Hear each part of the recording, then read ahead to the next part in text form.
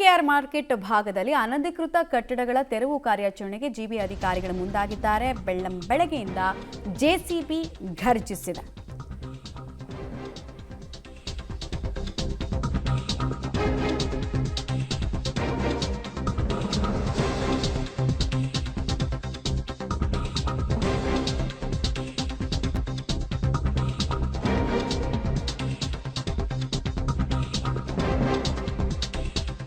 ನೂರ 50ಕ್ಕೂ ಅಧಿಕ ಅನಧಿಕೃತ ಅಂಗಡಿಗಳನ್ನು ಇಲ್ಲಿ ಓಪನ್ ಮಾಡಲಾಗಿತ್ತು. ಕೋರ್ಟ್ ಆದೇಶದ ಬೆನ್ನಲ್ಲೇ ಅಂಗಡಿಗಳ ತೆರವು ಕಾರ್ಯಾಚರಣೆಯನ್ನು ಕೂಡ ಮಾಡಲಾಗ್ತಾ ಇದೆ. ಫ್ಲೈಓವರ್ ಕೆಳಗೆ ಅಂಗಡಿಗಳನ್ನು ನಿರ್ಮಾಣ ಮಾಡಲಾಗಿತ್ತು. ವ್ಯಾಪಾರಸ್ಥರ ವಿರೋಧದ ಮಧ್ಯೆ ಕೂಡ ಕಾರ್ಯಾಚರಣೆ ಆಗ್ತಾ ಇದೆ.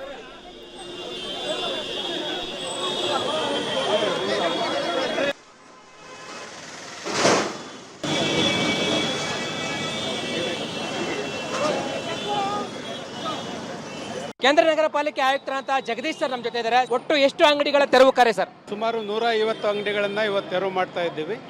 ಮಾನ್ಯ ಹೈಕೋರ್ಟ್ ಎಲ್ಲರೂ ಹೋಗಿದ್ರು. ಹೈಕೋರ್ಟಲ್ಲಿ ಅವರಿಗೆ 15 ದಿವಸ ಟೈಮ್ ಕೊಟ್ಟಿತ್ತು, ನಿಮ್ಮ ಅಂಗಡಿಗಳನ್ನ ನೀವು ತೆರವು ಮಾಡ್ಕೊಳ್ಳಿ ಅಂತ.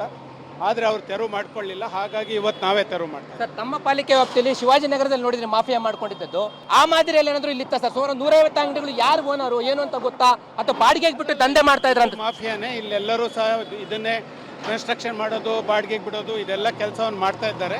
ಖಂಡಿತ ಇಂಥ ಮಾಫಿಯಾಗೆ ಅವಕಾಶ ಮಾಡಿಕೊಡೋದಿಲ್ಲ. ಖಂಡಿತ ಎಲ್ಲರನ್ನೂ ರಿಮೂವ್ ಮಾಡಿ. ಹಾಗಾದ್ರೆ ಇದು ಮಾಫಿಯಾನೇ ಅಂತ ಹೇಳ್ತೀರಾ? ಖಂಡಿತ ಮಾಫಿಯಾ ಇನ್ವಾಲ್ವ್ ಆಗಿದೆ. ಇದರಲ್ಲಿ ಭಾಳಷ್ಟು ಜನ ಕಟ್ಟಿ ಅವರು ಬಾಡಿಗೆಗೆ ಬಿಟ್ಟಿದ್ದಾರೆ. ಹಾಗಾಗಿ ಅದನ್ನು ನಿಯಂತ್ರಣ ಮಾಡಲೇಬೇಕಾಗಿದೆ. ನಮ್ಮ ವ್ಯಾಪ್ತಿಯಲ್ಲಿ ಯಾರೇ ಈ ರೀತಿ ಮಾಫಿಯಾ ಮಾಡ್ಕೊಂಡು ಮಾಡ್ತಾ ಇದ್ರೆ ಅದಕ್ಕೆ ಕಡಿವಾಣ ಬೀಳುತ್ತೆ.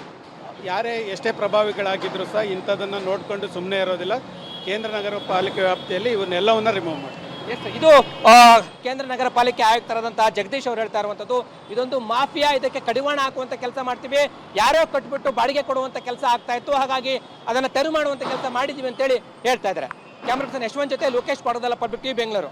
ಅನಧಿಕೃತವಾಗಿ ಬೀದಿ ಬದಿ ವ್ಯಾಪಾರಿಗಳಿಂದ ಅಂದರೆ ಆಲ್ಮೋಸ್ಟ್ ಟೆಂಟ್ ರೀತಿಯಲ್ಲಿ, ಶೆಡ್ ರೀತಿಯಲ್ಲಿ ಸುಮಾರು ಜನ ಹಾಕೊಂಡು ಎಷ್ಟೊಂದು ವರ್ಷದಿಂದ ವ್ಯಾಪಾರ ಮಾಡಿದ್ದಾರೆ. ಮಾಲೀಕರು ಯಾರು ಅನ್ನೋದು ಇನ್ನೂ ಕೂಡ ಗೊತ್ತಾಗಿಲ್ಲ. ಬಟ್ ಸ್ಥಳೀಯರೆಲ್ಲ ವಿರೋಧವನ್ನು ವ್ಯಕ್ತಪಡಿಸಿದ್ರು.